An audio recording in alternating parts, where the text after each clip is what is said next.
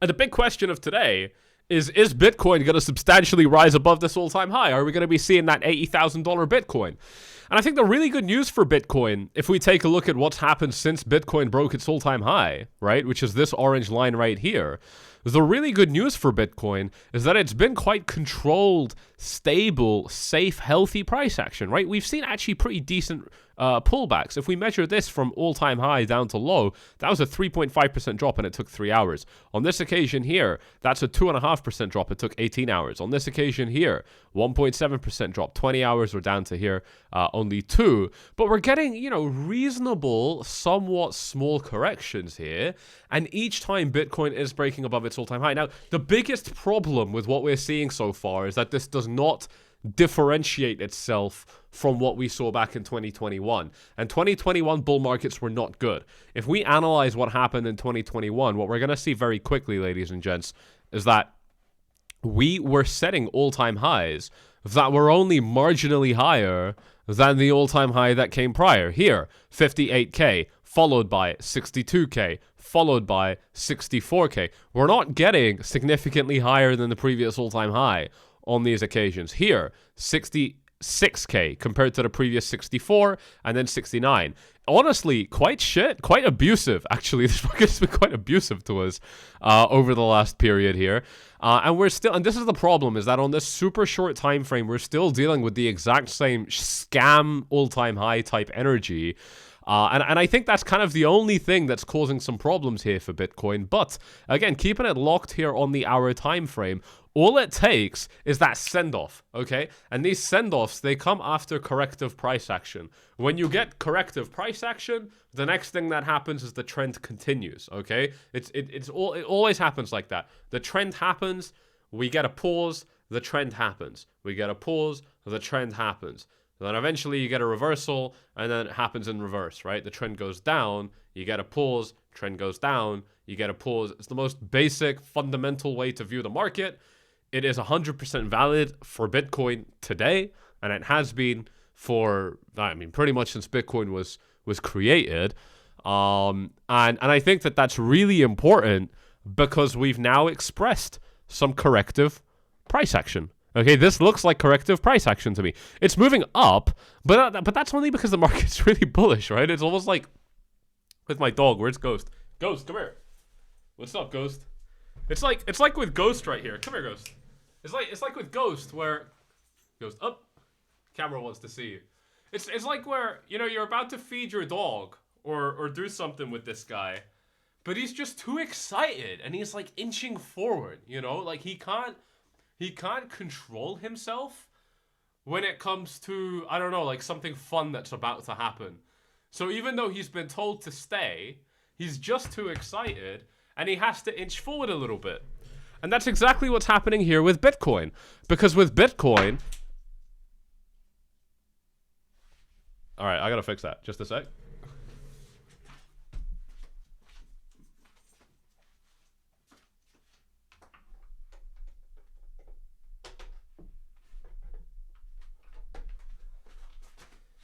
Alright, I am back.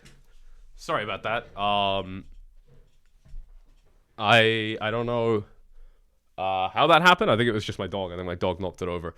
But, oh yeah, there we go. There's an all-time high. Bitcoin has just set a brand new all-time high.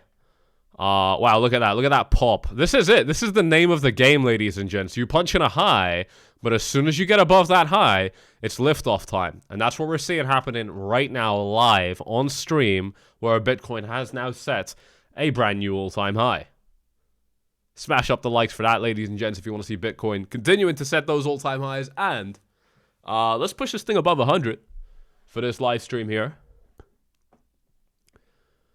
Any pullback down to 70K? All right, let's talk about the possibility of a pullback.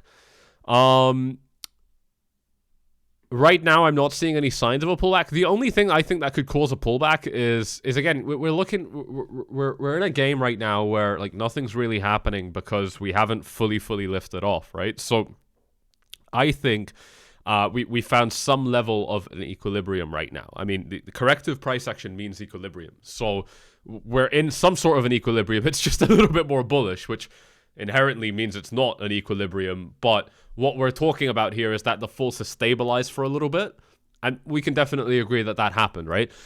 So when they stabilize, what happens is that if you get one big sell market order, it's probably going to send the market tumbling down. You're probably going to get a long squeeze. You're probably going to start seeing some long positions getting stopped out. Imagine where the stop losses are, right? The stop losses are going to be like down here at 70k. They're probably going to be below 67k. Do you know what I mean? Like, it's going to get, you know, that's where the stop losses are going to be. There's going to be some stop losses below each of these lows, but you know, that's kind of what could take this thing significantly lower. I don't think it's going to be like, you know, realistic pricing. It's just going to be like more of a long squeeze, really. That's what I'm kind of seeing.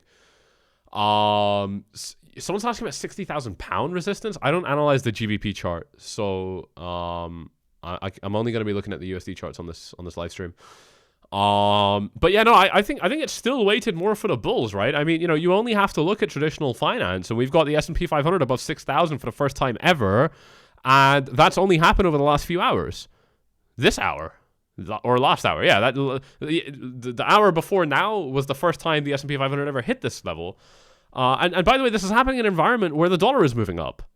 Right? And so, you know, we're very, very clearly in a super bullish environment right now.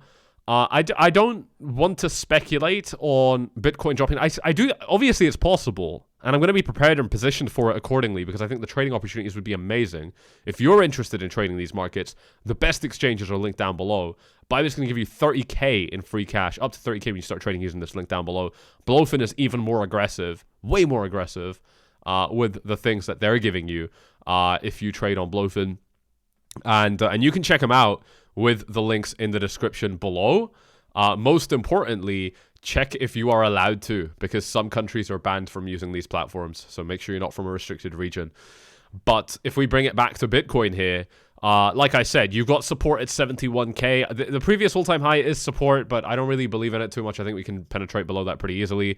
71k is a really good zone of support. 66, 67k, really good zone of support. Even better zone of support, and it would be the best zone of support for Bitcoin. But I don't really want to see Bitcoin dropping below 71k again, because it would mean that we've lost Bitcoin's first real area of support. And it was also a pretty real level of resistance for Bitcoin. I mean, from the point that Bitcoin found resistance, it took Bitcoin an entire 7+ months to break above that level. So even though it's not going to be the most important support level on this chart, in my opinion, it's very, very important. And I don't want to see Bitcoin losing it.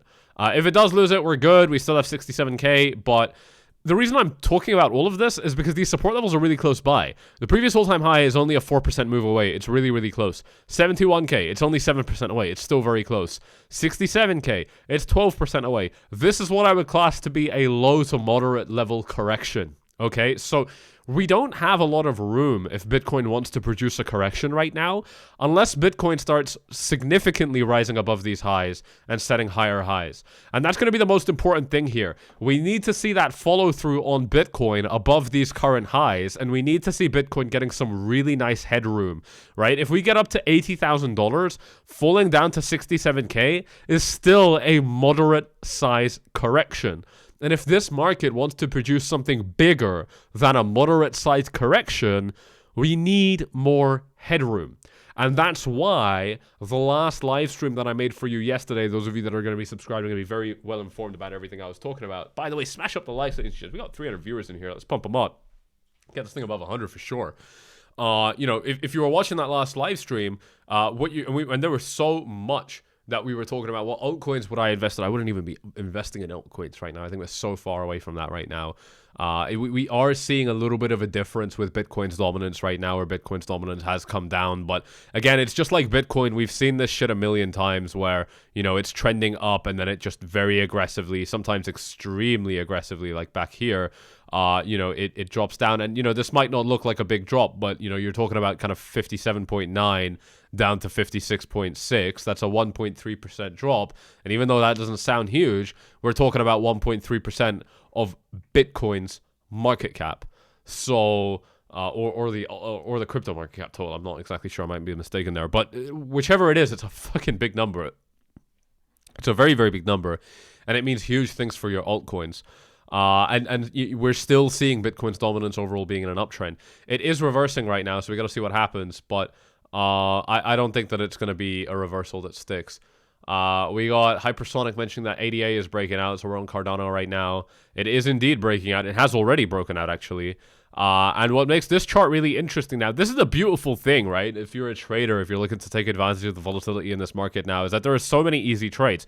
This zone has been resistance and support for so long for Cardano. So it's very easy to say that if it comes back down here, this could be a nice zone for Cardano to bounce off of. And that becomes a trade. And it becomes a trade where, you know, with free money, for example, that these exchanges are offering, that's risk-free upside if it does, you know, like let's say to this resistance, I mean, that's a 40% move. I don't know if I would be trading such a wide move on an altcoin, but, you know, something that's even more moderate, like let's say just up to some more local levels of resistance, 15% up with a little bit of leverage is easily like a 50% profit already.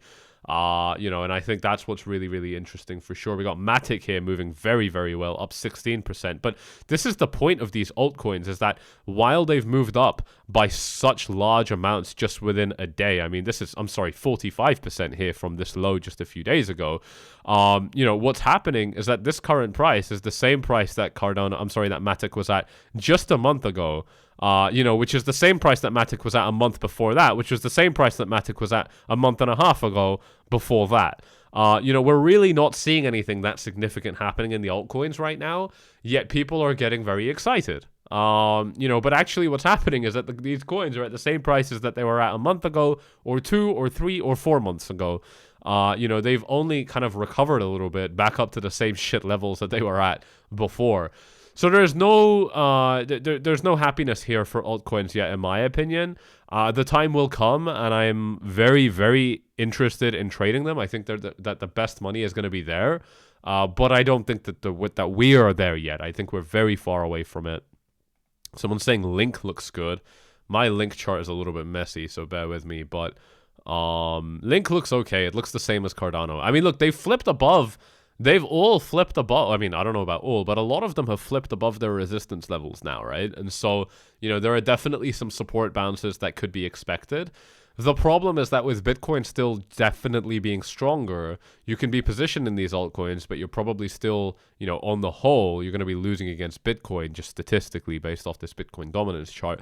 There are obvious exceptions like Solana, right? Anybody that's kind of positioned in Solana is doing incredibly well right now. But those exceptions are few and they're far. You know, you don't find them particularly often. But if you bring it back to Bitcoin here, it's going to be all about, and this is the biggest thing that I keep on talking about, with all of this super optimistic climate in this market. Look, it's a probability thing, right? I could be wrong. I've been wrong before and I'm going to be wrong again. But I do believe that with Bitcoin and traditional finance being in such a positive state right now, this just kind of needs a little bit of time.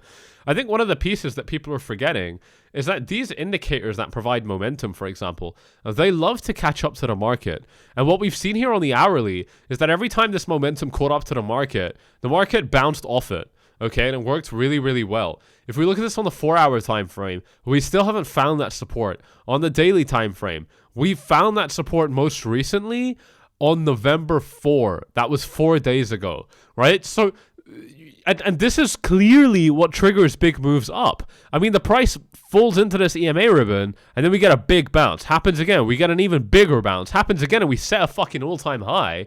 Clearly, this is a really useful indicator when it comes to representing basically corrective price action, because the EMAs move up to the price, but the price is also magnetic to the EMAs. The price also tries to come back down and find the EMA, and when it does, that is oftentimes when we start producing those big bounces.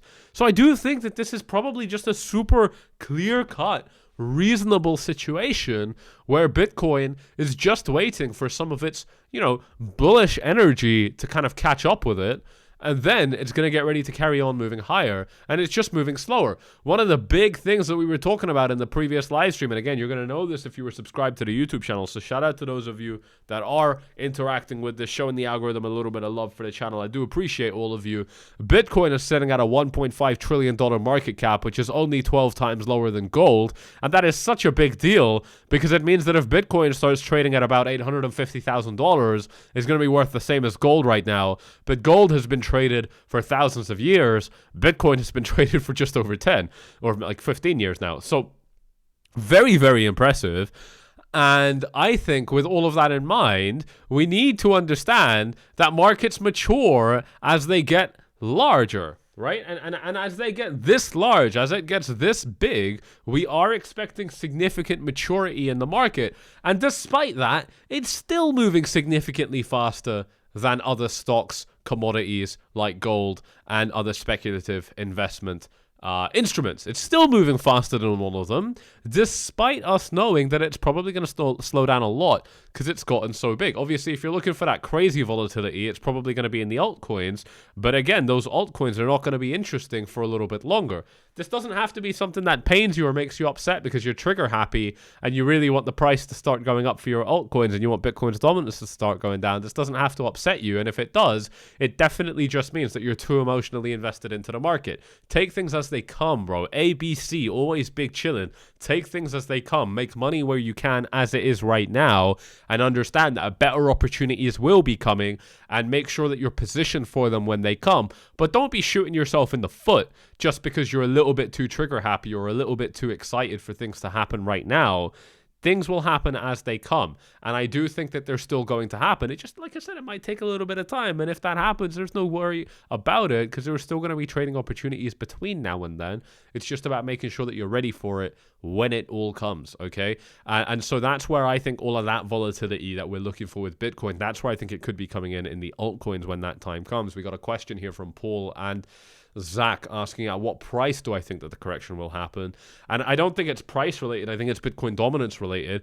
But more than that, I think it's more macro market cycle structure related because typically we only see Bitcoin's dominance come down after Bitcoin has rallied significantly, right? When you're in a bull market and you've finished 60 to 70% of the bull market, so you're kind of more than halfway through, and Bitcoin starts to kind of cool off a little bit, that's when you see that money flowing back into altcoins, and that's when altcoins start to really problem. So it's not a price thing. It's not even a Bitcoin dominance percentage thing. It's more of a market cycle completion issue, in my opinion. And there is significant data to support what I'm talking about right now. If we take a look at this with the Bitcoin dominance chart, first of all, we've already topped out at 60%. It looks like we could be going higher, so I think that 70% that's on the cards now. We're going to have to wait and see how that looks, and I'll come back to this and continue to analyze this with you on this YouTube channel. So make sure that you are subscribed if you want to get that information. It's very time sensitive, but that's going to be another zone of resistance that's up ahead. In terms of when Bitcoin's dominance really starts to drop, take a look at this. This begins in January of 2021. And if we take a look at what was happening to Bitcoin in January of 2021, that was pretty much right when Bitcoin broke above its 2020 all-time high, right? So if we just go ahead and remove everything off this chart, make this a really easy chart to kind of analyze and look at, January 2021, I'm going to mark it down right now, took place right around over here, right? This is the 15th of January. And if we take a look at when the market bottomed out versus when the market fully topped out, this was exactly in the middle. Like, this was more or less exactly in the middle. This one was closer to the beginning, not closer to the end. It was more like 45% completion maybe.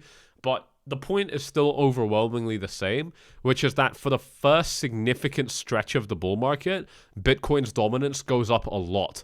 And for the second stretch of the bull market, Bitcoin's dominance, that's when Bitcoin's dominance tends to start coming back down.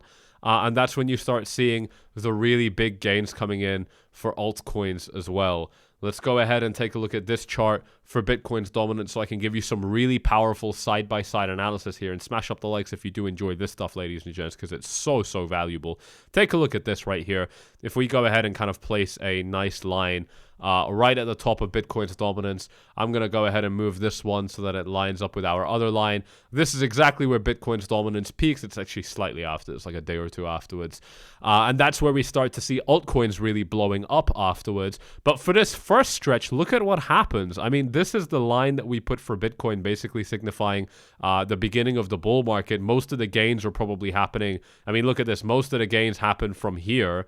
This is where, I know it looks almost a little bit misleading. We just have to zoom in and you'll really understand it. From here, you know, we're gaining $5,000, but from here, we're gaining $20,000. I mean, the gains are not the same. Percentage-wise, they're comparable, 130% to 170%, or actually, it's a little bit higher. You know, so the percentage gains are somewhat comparable, but the dollar gains are not. And what we see conclusively is that that first stretch where we see Bitcoin's dominance rising aggressively, that's where Bitcoin is rising. Then for the latter half of the bull market, where things start to cool down, look at the difference, right? The difference here, where Bitcoin goes from 3.8 to 10K, from 10K to fucking 30, 40K, but then from 30, 40K, it does nothing. It's basically just trading sideways between 40K and 70, which I know is a very big price range, but in terms of relative price action, it's a lot more tame over here compared to all of this stuff, right? Like, this price action is so much more aggressive than what happened here, and yet, absolutely no coincidence, that's exactly when Bitcoin's dominance starts coming back down. And that's exactly when altcoins start performing very, very well. I don't think that there's any coincidence that we're seeing here. And I think that this is a really, really big deal because it strongly suggests that when the bull market starts to cool off, it's not even like a strong suggestion. It's clear data that's in front of you. It's top quality evidence. That's the way I'm going to put it. And it shows us very clearly that if the market hasn't cooled off yet, because now it shifts the question, right? Now the question is different. The question isn't which price are we going to get the altcoins rallying. The question isn't when are the altcoins going to rally. The question is which phase of the bull market are we at? The question is, are we in a phase of the bull market where Bitcoin is still aggressively moving? That's option one. Or option two, are we in a phase of the bull market where Bitcoin is kind of cooling off a little bit? It's not as relevant anymore. It's not moving up as aggressively anymore. It's kind of got most of its gains that it's going to get in this bull cycle. Which one is it? That's the question. And if you feel like we're in option two, if you feel like we're in the second camp, then yeah, we might start to see altcoins starting to rally. But if you feel like we're in camp number one, if you feel like Bitcoin hasn't fully even taken off yet, which is definitely where I feel we are, and the charts feel that way too, because Bitcoin broke its 2020 all-time high. I'm sorry, its 20K all-time high here at $20,000. I can't draw a. There we go. It broke its previous all-time high at $20,000, but it still rallied up massively. Look at Bitcoin's dominance on the right-hand side. Everything afterwards was where the biggest gains happened for the biggest gains in Bitcoin's dominance happened after the all-time high, not before. It happened after. The most significant, strongest, most polarized, the most energetic move for Bitcoin's dominance happened after the all-time high, not before. And if we bring it back to the present day chart now, and we really start to look at what exactly is going on, clearly, yes, we've gotten above our all-time high, but only marginally, right? Last time, we more than doubled from that all-time high before Bitcoin's dominance really dropped down massively. This time, I don't think it's going to be different. I think we can easily more than double before that altcoin bull market comes in, before that alt season comes in. And so I think that, and this is conservative. I mean, I think Bitcoin can go even harder. I do obviously think that we can get kind of little mini bull seasons for altcoins in between, right? We're going to get, mini alt seasons in between. We're in one right now. I mean, Matic is up by 40%. I mean, that would probably qualify as an alt season for some people. And so it's going to happen in small ways in between, but the big stuff, that's late stage bull market stuff. It always has been, and I don't see why it would be different right now. So that's my take, ladies and gents. That's how I feel. And I still think that Bitcoin is poised to go higher. I think that we just need to be sweeping some of these highs, and then we're good. So amazing trading opportunities here. I mean, this is where it's all happening. This is where all the best opportunities are. And these links living at the top of the description for you are going to give you free cash when you start trading, which means that you can throw that money back into the market. And any profits that you make with that free cash, they're going to be yours to keep. You can withdraw it, which is super cool. So check them out if you're allowed to. Check out your local laws and regulations, and if you're allowed to, definitely take advantage of them. But back to the Bitcoin chart here, back to the altcoin situation. Situation looks pretty clear right now. We got a series of highs. We've got to sweep them with conviction. If we don't sweep them with conviction, then we've got some lows that we have to hold. If we don't hold them, I think we're good because we got some support levels. But it's looking pretty shallow right now. I think that if Bitcoin does start dropping, it could get pretty bad pretty quickly. So I really want to see that headroom getting developed, and we're just going to have to see if we're able to kind of sweep those highs. I think we can. I think we've still got it. I think it's just going to take a little bit of time, and I think that's understandable given Bitcoin's extreme size at this stage. By the way, GBTC, not GBTC. BlackRock's ETF is now worth more than their gold ETF. BlackRock's Bitcoin ETF is now worth more than the gold one. So I think that's a really big deal. 33.2 in just 10 months. It's quite impressive. It is quite impressive. Obviously, there are a couple of more news kind of headlines that are worth talking about here. I want to highlight a couple of these to you. We've got the next SEC commissioner, and likely to be the next chair, 𝐁𝐥𝐽𝐬, if I said that right. The commission's war on crypto must end. That's from Fox. So it looks like Gary Gensler is getting fired, so that's absolutely fantastic. Fuck them all. Hopefully these new people are going to be a little bit better. We're not expecting miracles because they're still bureaucrats, and bureaucrats are bureaucrats at the end of the day. Let's not imagine that there's something else. But hopefully it's going to be a little bit better. We're seeing a little bit of interest for Bitcoin on Google, so, whatever. I don't think there's, too much to read into that, but people do get excited over these things. For the most part, I'm not interested in it. And if we take a look at Luke Belmar right here, we got crypto rotations explained. Currently, we're in phase 1, according to him, where the flow of money moves into Bitcoin, causing price surges. This is exactly what I was talking about and what I have been talking about for a very, very long time. Money goes into Bitcoin. Those people get happy, so it goes into Ethereum. It goes into the rest of the large caps, and then Altseasons. It basically summarizes what we've been talking about on this channel for a very, very long time. But the mechanics behind this are what make it really obvious, right? Like, you can look at this and be like, oh my god, this is a little bit overwhelming. But here's the thing. Each of these money flows, from Bitcoin to Ethereum to large caps to Altseasons, this is just people taking their profits out of coins that they've made profits in and then moving them into even more illiquid coins, where if you've made $10,000 in position A and then you move it into position B where the market is much less liquid, or in other words, where the market is much smaller, if you put that same $10,000 into market B, it might completely send the market flying. It might send the market flying by 2x or 10x, right? So it just depends on like how small the market is and how much money you put in. And it's all just a result of greed. When you make money, you feel greedy. When you feel greedy, you want to make more money. So then you take on bigger risk. And you feel justified in taking that risk because you're making money. So you also feel smart. Markets are only psychology, right? I mean, if you understand a little bit of human psychology, then you will understand everything there is to know about trading, in my opinion. Here we go. A little bit of an exaggeration, I would say. Vivek, Russia's sovereign wealth funds announces to start mining Bitcoin. It's happening. Very, very funny here. We're seeing some interesting things happen across the world in reaction to Trump's election. Putin says that apparently he's going to keep on using the dollar. China is pledging to behave with Xi Jinping. So we'll see how things go, but yeah, things were definitely interesting. There's lots more to cover in this market. We're kind of only at the beginning. The best opportunities haven't even come yet, and I think that they're very close. I think they're only a couple of weeks or months away from starting. So this is the time to be here. It's the most exciting time to be a crypto trader in a very, very long time. Potentially, I would say it's more exciting than it's more exciting than any point that I've ever been a trader, and I've been trading here for more than 7 years now, since 2017. I've been doing this for more than 7 years, and this is the most exciting time I've ever seen. So smash up the likes for that, ladies and gents, if you are excited for that as well. Double check, of course, that you have subscribed to the YouTube channel if you don't want to miss out on this very time-sensitive content.